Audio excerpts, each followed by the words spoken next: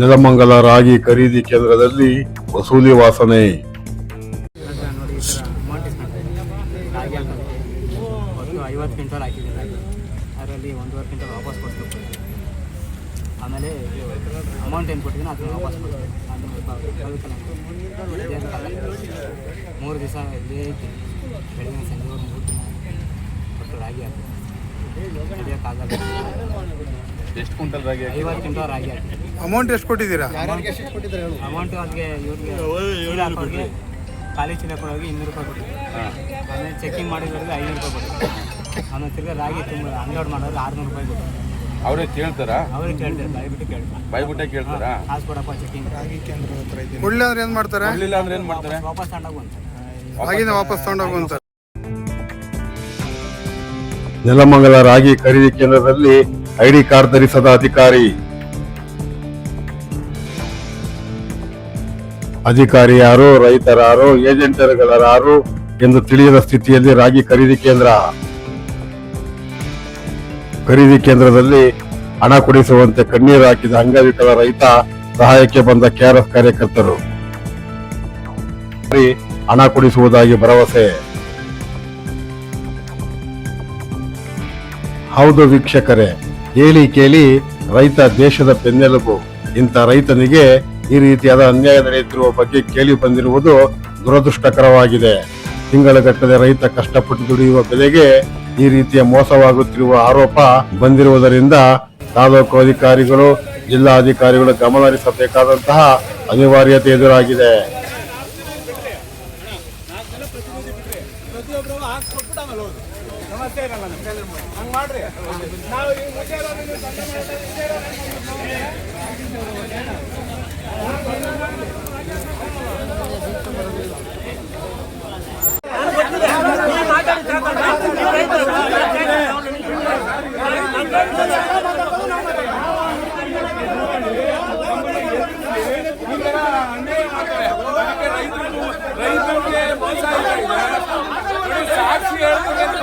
ಬೆದರಿಸ್ತಾವ್ರೆ, threat ಮಾಡ್ತಾವ್ರೆ. ಈ ಅಧಿಕಾರಿಗಳು ಏನ್ ಮಾಡ್ತಾವ್ರೆ ಅಂದ್ರೆ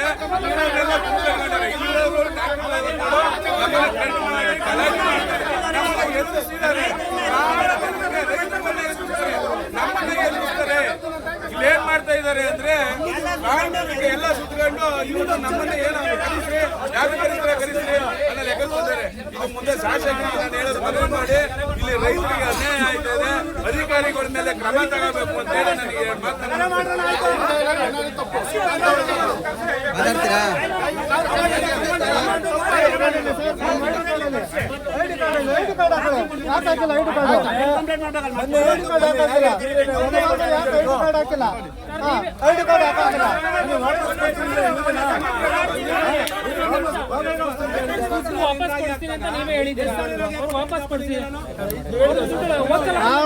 ಈಗ ಅಂಗವಿಕಲರು ಏನ್ ಹೇಳಿದಾರೋ ಅವ್ರು ವಾಪಸ್ ಕೊಡ್ಲಿ.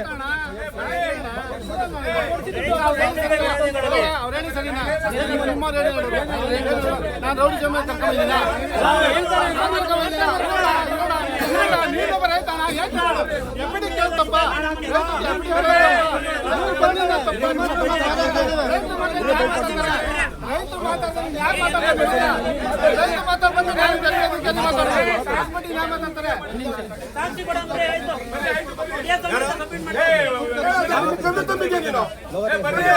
ಅಲ್ಲಲ್ಲ ನಿನ್ನ ಅವಾಗ್ಲೇ ಕೇಳ್ಬೇಕಾಯ್ತಲ್ಲ, 3 ವರ್ಷದ ಮುಂಚೆ 3 ವರ್ಷದ ಮುಂಚೆ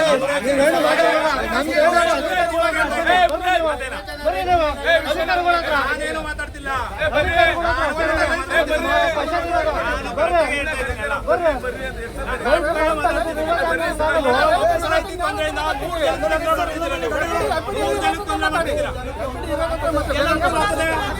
ಅವ್ರು ಹೇಳ್ತಾರೆ ನನ್ನ ಮಧ್ಯದಲ್ಲಿ ಐತೆ ರಾಗಿ, ಆಯ್ತಾ?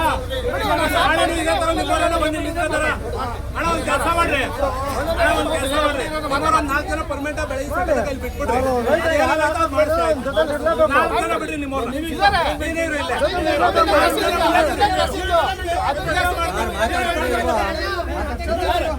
ಅವ್ರು ಇಷ್ಟೆಲ್ಲ ಅವರೇ ನಿಂತ್ಕೊಂಡು ಯಾರು ಕಾಸು ಕೊಡೋದೇ ಬೇಡ ಮಾಡಿ. ಕೇಳಿ ಸರ್, ನೀವು ಕೇಳಿ ಸರ್, ಮನೆ ಸರ್ ಈಗ ಮನೆ ಹೇಳಿ ರೈತರ ಹತ್ರ ರಾಗಿ ತಗೊಳ್ಳೋದಕ್ಕೆ ಸಾಕಷ್ಟು ಲಂಚ ಪಡಿತಾ ಇದ್ದಾರೆ ಅಧಿಕಾರಿಗಳು ಅನ್ನೋ ಒಂದು ಆರೋಪ ಇದೆ. ರೈತರ ಹತ್ರ ರಾಗಿ ತಗೊಳ್ಳೋದಕ್ಕೆ ಲಂಚ ಪಡಿತಾ ಇದ್ದಾರೆ ಅಧಿಕಾರಿಗಳು, ಪ್ರತಿಯೊಂದು ಹಂತವಾಗಿ ಲಂಚ ಪಡಿತಾ ಇದ್ದಾರೆ ಅನ್ನೋ ಆರೋಪ ಇದೆ. ಯಾವುದೇ ಕಾರಣ ಆರೋಪ ಇಲ್ಲ ಸರ್. ಆಲ್ರೆಡಿ ಒಂದ್ಸಲ KRS ಬಂದಿದ್ರು, ಅವ್ರೇನು ಹಿಂದೆ ತೊಗೊಂಡಿದ್ದಾರೆ ಅಂತ ಮೆಸೇಜ್ ಕೊಟ್ಟರು, ನನಗೆ ಸರಿಪಡಿಸ್ಕೊಳ್ಳಿ ಅಂತಂದ್ರು. ನಾನು ಸರಿಪಡಿಸ್ಕೊಂಡಿದ್ದೀನಿ. ಆದರೆ ಆಸೆಯನ್ನು ನಾನು ತೆಗೆದಾಕಿದ್ದೀನಿ. ನಾನು ಅವ್ರಿಗೆ ಬೆಲೆ ಕೊಟ್ಟೆ ತೆಗೆದಾಕಿದ್ದೀನಿ. ಸರ್ ಇದು ತೊಗೊಂಡಿದ್ದಾರೆ ರೆಕಾರ್ಡ್ ನಮ್ಮತ್ತ ಅಂತಂದು ಇದು ಮಾಡಿ ಕೊಡಿಸ್ತಂದ್ರೆ ತೋರಿಸಿದಾಗ ನಾನು ಅವ್ರ ಆಸೆಯನ್ನು ನಾನು ತೆಗೆದಾಕಿದ್ದೀನಿ. ನಾನು ಯಾವುದೋ ಅಲ್ಲಿಂದ ಈಚೆಗೆ ನಾನು ಲಂಚ ಅವತ್ತು ನಾನು ಎಲ್ಲೂ ನನ್ನ ಕಣ್ಣಿಗೆ ಬಂದು ಮಾಡಿಲ್ಲ. ಅಕಸ್ಮಾತ್ ರೈತರು ಲಂಚ ಕೊಡ್ಬೇಡಿ ಅಂತ ನಾನು ಓಪನ್ ಆಗಿ ಹೇಳಿದ್ದೀನಿ. ಎಲ್ಲರಿಗೂ ಹೇಳಿದ್ದೀನಿ. ಯಾರು ಕೊಟ್ಟಿದ್ದೀನಿ ಸರ್? ಅಲ್ಲ ನನಗೆ ನಿಂದು ಆಯ್ತಲ್ಲ, ನಾನು ನಿಂಬೇಡ ಬಂಡೇರಿದ್ದಲ್ಲ ಅವ್ನು ಹೋಗ ನಾನು ಕರೆಕ್ಟ್ ಹೇಳ್ಬಿಟ್ಟು ಯಾವ್ದೇ ಕಾರಣ ಲಂಚೋದಿಲ್ಲ ಸರ್. ನಾವು ಬೇಕಾದ್ರೆ ಖರೀದಿ ಅಧಿಕಾರಿ ನಾನು ಹೇಳ್ತಾ ಇದ್ದೀನಿ, ಎಲ್ಲ ರೈತರುಗಳನ್ನ ನೀವು ವಿಡಿಯೋ ಮಾಡಿ ಕೇಳ್ಕೊಳ್ಳಿ, ಫೋನ್ ಮಾಡಿ ಕೇಳ್ಕೊಳ್ಳಿ. ನಾನು ಯಾವುದೇ ಕಾರಣ ಲಂಚ ತಗೋತಾ ಇಲ್ಲ. ಈಗಲೂ ಕೂಡ ಟೆಸ್ಟ್ ಮಾಡ್ಲಿಕ್ಕೆ 600 ರೂಪಾಯಿ ಇಲ್ಲ ಸರ್, ಸುಳ್ಳು ಸರ್ ಇದು ಮಾಹಿತಿ. ಟೆಸ್ಟ್ ಮಾಡಕ್ಕೆ 600 ರೂಪಾಯಿ ತಗೋತಾರೆ ಸರ್. ಅದು ಯಾವ್ದು ಗೊತ್ತಾ ಸರ್ ಹೇಳ್ತಾ ಇರೋದು? ಟೆಸ್ಟಿಂಗ್ ಅಲ್ಲ, ಕೂಲಿ. ಅವ್ರು ಕೂಲಿ ಅಂತ ತಗೊಳ್ತಾ ಇದ್ದಾರೆ.